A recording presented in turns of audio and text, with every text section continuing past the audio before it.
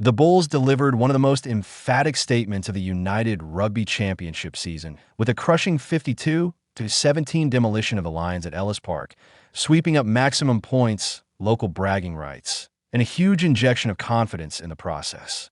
In a Jukskei derby that was expected to be fiercely contested, Johan Ackermann's side turned it into a one-sided exhibition of power, precision, and old-fashioned Pretoria brutality. 8 tries to 2 told the story in stark terms. This was not merely a victory.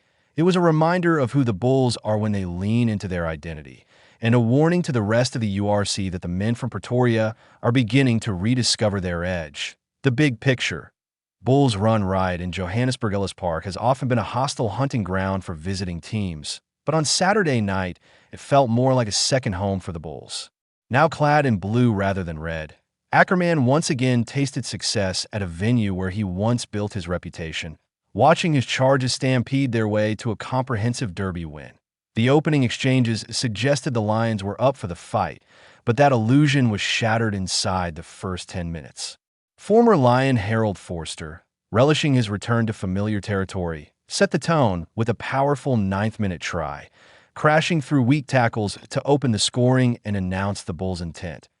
Chris Smith replied with a penalty for the hosts, but proved to be a false dawn. That solitary score would be the Lions' only contribution in the opening half as the Bulls seized control and never loosened their grip. From that point on, it was wave after wave of blue jerseys pounding the gain line, forcing errors, winning collisions, and suffocating the Lions both physically and mentally. Tries from Johan Handré Pollard, and Kurtley Arendse followed in quick succession, securing the bonus point before halftime.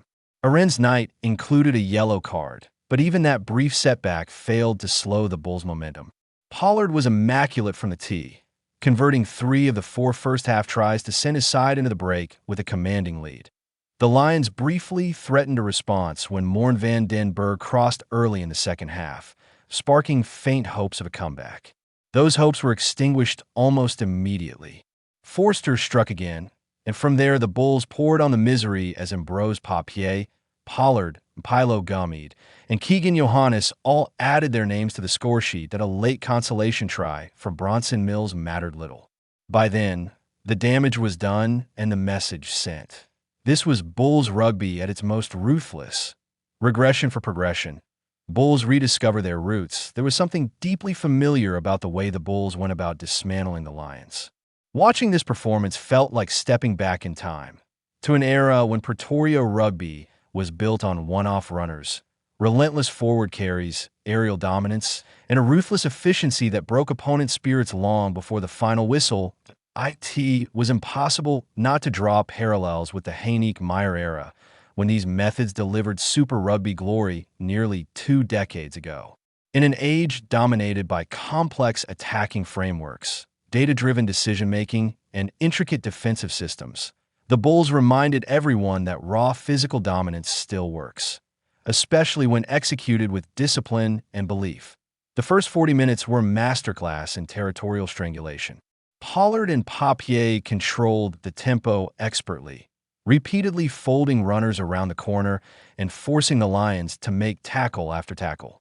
By halftime, the Bulls had enjoyed 66% possession and 57% territory, numbers that reflected total control. Forwards such as Handré Rudolph, Ilrai Liu, and Vorster became the embodiment of the game plan, repeatedly charging into contact, bending the defensive line, and winning crucial post-contact meters. The statistics were staggering. 138 post-contact meters from 91 carries in the first half alone, a clear sign that the Bulls were more than happy to take the slow, painful route to victory. That it was a calculated approach, soften the bodies, sap the energy, and let the Johannesburg heat do the rest. By the time gaps began to appear, the Lions' resistance had already been eroded. While Ackermann has built a reputation for encouraging attacking ambition and flair, this performance showed a coach willing to adapt. Sometimes, to move forward, a team must take a step back toward its foundations. This was regression for the sake of progression, a conscious decision to rebuild confidence by playing to the Bulls' historical strengths. And, crucially, it was not one-dimensional. Once the gain line was consistently breached, The Bulls showed sharp support play and composure, turning line breaks into tries with ruthless efficiency. Handré Pollard back in his comfort zone. Few players benefited more from the Bulls' throwback approach than Handre Pollard. Ackermann's tenure has coincided with the fly half's return to Loftus after years abroad, and while Pollard has shown glimpses of his quality, injuries and adaptation challenges have slowed his impact. Fast, wide, high-tempo rugby has never been Pollard's natural habitat. Control, structure, and authority are. Against the Lions, he was operating squarely in his comfort zone. With Ambrose Papier delivering crisp, accurate service, Pollard dictated proceedings with calm assurance. He picked his moments, took points when they were available, and struck clinically when opportunities arose, finishing with 2 tries to his name. This was not a flashy performance, nor one designed to dominate highlight reels. Instead, it was a professional, methodical display, the kind that wins derbies and builds momentum. Pollard rarely forced the issue, instead acting as a quarterback, making decisions that served the team rather than his own statistics. In a week where former Leicester teammate Anthony Watson described him as one of the top 3 fly halves ever, Pollard responded not with theatrics, but with substance. It was a reminder of why coaches trust him implicitly when games need managing. Lions losing steam at a critical point for the Lions. This defeat was sobering. Earlier in the season, a dramatic 23-22 comeback went over the Sharks, and a thrilling 42-33 victory over Lions suggested that 2026 could be a breakthrough year. Instead, the wheels appear to be wobbling. Back-to-back draws, including one that ended their Challenge Cup campaign, followed by this heavy URC loss, paint the picture of a side that is both mentally and physically fatigued. The break in the schedule could not have arrived at a better time for the Johannesburg outfit. Against the Bulls, too many tackles lacked bite and too many carries lacked intent. In a South African derby, where physical confrontation is non-negotiable, the Lions simply failed to match their rivals' aggression. Defensive lapses around the fringes were ruthlessly exploited, and once momentum turned, they struggled to halt the flow. There's talent in this Lions squad, enough to remain in contention for a URC playoff spot, especially now that their Challenge Cup commitments are over. But performances like this are costly, and to come away from a home derby without a single log point is a bitter pill to swallow. After such a promising start to the year, the Lions now face a test of character. Regaining confidence and intensity will be essential if their season is not to drift away. Work-ons and what comes next for the Bulls. The immediate future looks far brighter than it did just a month ago. A productive tour north saw Ackermann's side qualify for the Investec Champions Cup round of 16, defeat Edinburgh, and grow closer as a unit. They now head into a break on the back of 3 consecutive wins, a remarkable turnaround after enduring a run of 7 straight defeats. That said, Ackermann will not be getting carried away. There remain areas that demand improvement, particularly in the lineout, which continues to wobble despite the dominance elsewhere. An 89% success rate on their own throws suggests accuracy, but it was not always a reliable launching platform.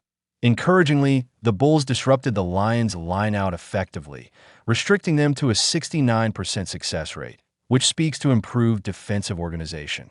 Their Springbok front row also contributed strongly around the park, though they did not fully impose themselves at scrum time. One area where the Lions can take some pride. For the Lions, the upcoming break offers a chance to reset and recover. Depth remains a challenge compared to the other South African URC franchises, and the cumulative effect of a grueling fixture list was evident in their fading intensity. Final thoughts: this was a statement win from the Bulls in every sense. It reaffirmed their identity, showcased their growing cohesion under Johan Ackermann, and demonstrated how devastating they can be when they marry physical dominance with clinical execution. For the Lions, it was a harsh lesson, one that underlined the unforgiving nature of derby rugby and the fine margins between promise and punishment in the URC. As the competition pauses, the Bulls will reflect with satisfaction, knowing they're building something formidable. The Lions, meanwhile, must regroup quickly or risk watching a once promising season slip through their fingers.